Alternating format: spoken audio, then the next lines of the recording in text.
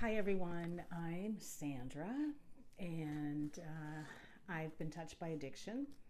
Many of you who have been following know that my son Ben passed away last year, July 2024, due to his addiction and mental health. And I thought that I would come on today because it's been a while since I did a video by myself, and I just wanted to share what I've been going through. You know, every year, the first year of losing someone is one of the most challenging years because we have the first of everything, the first of the holidays, the first of the birthdays. And since Ben passed away, he passed away in July. So it's been really challenging. We had Thanksgiving, although this last year's Thanksgiving, we actually didn't get together. It was the first in many years. After Thanksgiving, we had Christmas, and December was probably the most challenging month I could say that I've had in my life. Including everything that I went through with Ben over the years with his addiction.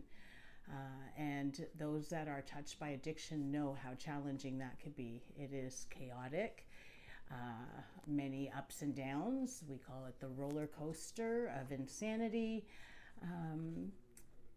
So December was tough, but I got through it. And I got through it by honoring Ben and by talking about Ben. And I hung up his stocking and I had his picture there, and lime green was his favorite color, so I had feathers coming out of it. It's just one way to keep remembering him. And you know, it's really tough because we have the deep sorrow and then you have the great memories. And then you go into a new year, and 2025, I believe for me it's a year of change, a year of advocating.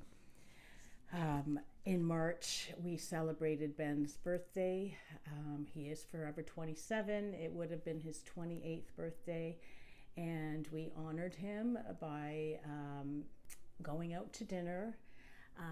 We had steak dinner. Steak was one of his favorite meals. And it was really wonderful because the people that joined us are people that are close to him, that loved him, and we just shared stories. This past weekend we celebrated Easter, and Easter I know hasn't arrived yet, but it was a time that everybody could get together, and we sat around and we talked about Ben. We really felt his presence, and you know, we have like so many great memories, and we talked about how we could honor him.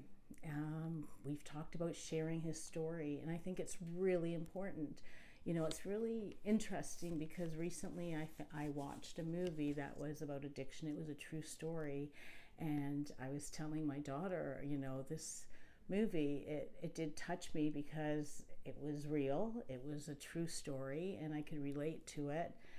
And I said to her, I said, you know, what we went through actually with Ben was a lot more challenging than what they showed in this movie. And it just reminded me of all the things that we went through. But, you know, that being said, we're talking about possibly doing a documentary on Ben's story, or you know, I've been talking about writing a book, and I have notes over the years of everything that we went through. The movie reminded me of some of the things that I went through.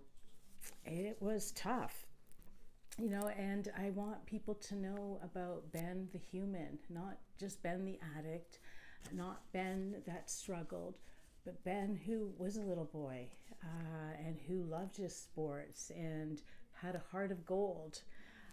You know, so many people are touched by addiction, and I've said this before, where it's not only the addict, but it's the people that love them. It is a disease that affects, we call it a family disease because it affects everybody. You know, you may see somebody, you know, the stereotyped person with the addiction problem that is out there panhandling. I always say that there's such a stigma with addiction because it's the people that can't afford the drugs that we see. It's the people that live on the streets. It's the people that are out there unhoused that we see, and there's a stigma to it, and a lot of people believe it's a choice, and it is not a choice. The struggle is real. It affects thousands, millions of people across the world. It is an epidemic, and we don't talk about it. We don't talk about the 30, 40 people that die a day just in this province alone. Worldwide, it's, multiply it. If people were dying that many people were dying from other diseases, we would be looking at it, and we don't hear about it. We don't hear about all those losses that we have. So I am going to continue to honor Ben. I feel deep grief on some days. There's not a day that goes by that I don't think about him. Like, he is with me all day. But I also remember all the good memories and how blessed I am that we did these videos. I mean, you could look back on the channel and see some of the videos and how brilliant he was and how honest he was. That's one thing. He was always honest. I'm sure there were times where he wasn't and he lied about things, but that's okay. But, for him to be brave enough to share his story, even when he was in active addiction, is pretty amazing. I learned so much from him, and because of him, I became an advocate, and I told him while he was here that I found my purpose because of him.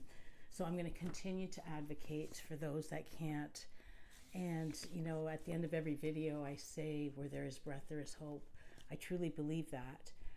But now I breathe not only for myself, but for Ben, and for the life that he should still be living, and for all those that are still struggling. I'm just looking and see if I missed anything in my notes, because I do write notes before I come on. I want people to know that you're not alone. And I will leave resources in the description of this video. So please reach out and know that you're not alone. If you or someone you know is struggling, don't wait. You're not alone. There are many resources that you could meet people that are in the same situation as you. There's no judgment, but there's a lot of support and a lot of stories that you would hear and think, yeah, I get it. I've been there. I've done that. And the insanity of it all. So the first of everything, the first birthday was a tough one because he will be forever 27. When I think of Ben, I think of the life he could have had, and he really wanted the help, the support. The support is there for the loved ones, and unfortunately, when somebody that has an addiction problem, it's very difficult to get the help because there are waiting lists and so on and so forth. In Ben's case, I mean, you could look back. I did do a video 2 days before he passed away because I was so frustrated with the health system. I truly believe that had they given him the help that he needed, that this wouldn't have happened. But I'm going to continue to honor Ben and continue to advocate and support others that are struggling. But I just wanted to hop on and say I thank you all for your support and love over the years, and stay tuned. Stay tuned for what we're going to do next. This isn't over.